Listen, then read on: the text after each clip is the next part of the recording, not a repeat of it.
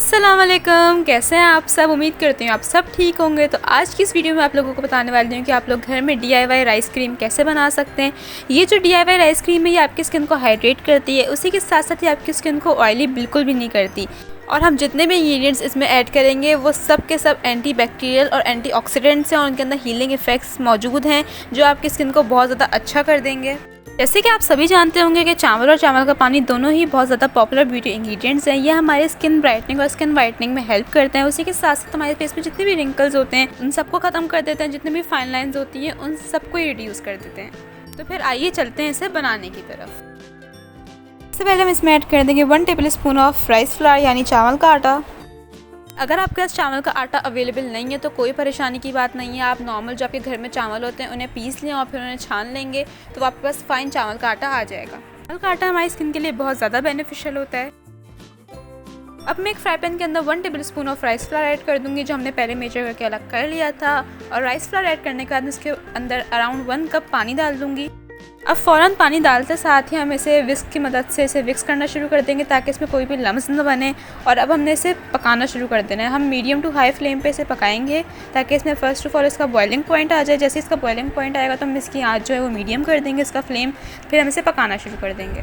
तो आपका एक दफ़ा बॉइलिंग पॉइंट आ जाएगा, आपने अपनी जो आँच है, जो आपका फ्लेम है, आपने उसको मीडियम कर देना और फिर इसे पकाते रहना है। इसको स्टिल कंटिन्यूसली आपने उसको मिक्स करते रहना है, इसके अंदर एक भी लम्स ना रहे। तो उसको कंटिन्यूसली स्टर करने से इसे पकाने से ही गाढ़ा हो जाएगा। हमें इसको गाढ़ा ही करना है, हमें इसे थिक कंसिस्टेंसी में लेके आना है। मैं एंड में आपको दिखाऊंगी कि हमें इसकी कैसी कंसिस्टेंसी चाहिए। हाँ, आप में से बहुत से लोगों को नहीं पता होगा कि राइस आपकी स्किन को बहुत सारी चीज़ें प्रिवेंट करता है। या आपकी स्किन पे जितनी भी एक्ने स्कार्स होते हैं उनको रिड्यूस करता है, अपनी एक्ने को कम करता है। उसी के साथ साथ आपकी जो हाइपरपिगमेंटेशन होती है उसे भी कम कर देता है।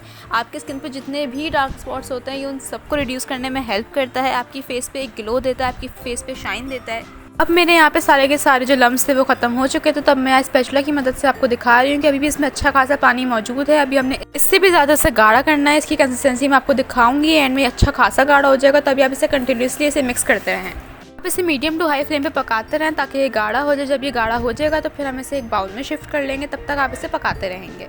अब इसे कंटिन्यूसली पकाने के बाद आप लोग देख सकते हैं कितना ज़्यादा गाढ़ा हो गया था। पहले मैंने आपको दिखाया था कितना ज़्यादा इसमें पानी था, अब ये बिल्कुल गाढ़ा हो गया है। इसकी कंसिस्टेंसी अच्छी खासी लेदर फॉर्म में आ गई है। तो अब मैं इसे एक बाउल में शिफ्ट कर लूँगी और इसे ठंडा होने के लिए छोड़ दूँगी।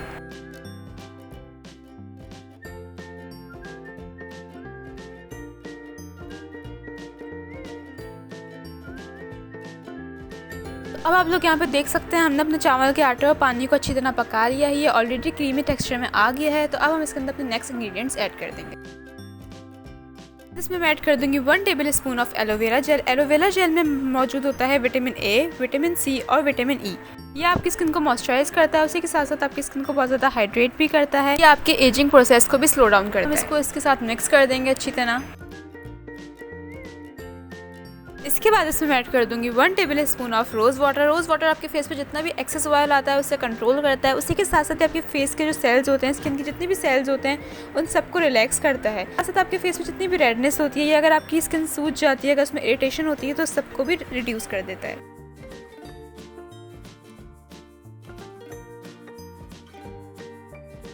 इसके अंदर मैं ऐड कर दूंगी विटामिन ई की 1 कैप्सूल। अगर आपकी स्किन ऑयली है तो आप इसके अंदर विटामिन ई की कैप्सूल नहीं ऐड करें। आप इसकी जगह अगर कुछ डालना चाहते हैं तो आप इसके अंदर आलमंड ऑयल ऐड कर सकते हैं। विटामिन ई जितने भी आपके डार्क स्पॉट्स होते हैं उन्हें लाइट करने में आपकी हेल्प करता है। उसी के साथ साथ इसके अंदर बहुत ज़्यादा एंटी एजिंग प्रॉपर्टीज़ भी मौजूद होती हैं।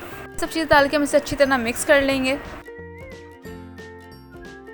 इसके अंदर मैं ऐड कर दूंगी 1 टेबल स्पून दूध। दूध हमारी स्किन को मॉइस्ट रखने में बहुत ज़्यादा हेल्प करता है, हमारी स्किन को हाइड्रेट रखता है। ये राइस क्रीम आपकी स्किन के लिए बहुत ज़्यादा बेनिफिशियल है। ये आपके जितने भी पोर्स हैं उन्हें क्लीन करने में हेल्प करेगी, आपकी स्किन को ब्राइट कर देगी, आपकी स्किन वाइटनिंग करेगी। उसी के साथ साथ अगर आपके जितने भी रिंकल्स हैं, फाइन लाइंस हैं, स्माइल लाइंस हैं, उन सबको ख़त्म कर देगी। अगर आपके फेस पे डार्क स्पॉट्स हैं तो उन सबको लाइट कर देगी।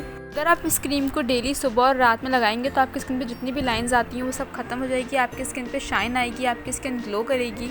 आप इस क्रीम को ओवरनाइट के लिए भी लगा सकते हैं और आप इस क्रीम को डेली यूज़ कर सकते हैं। आप लोग देख सकते हैं हमारी जो क्रीम है वो क्रीमी फॉर्म में आ गई है। तो अब आपकी ये क्रीम रेडी टू अप्लाई है। तो मैं आप लोगों को दिखाती हूँ कि इसको कैसे अप्लाई करना है।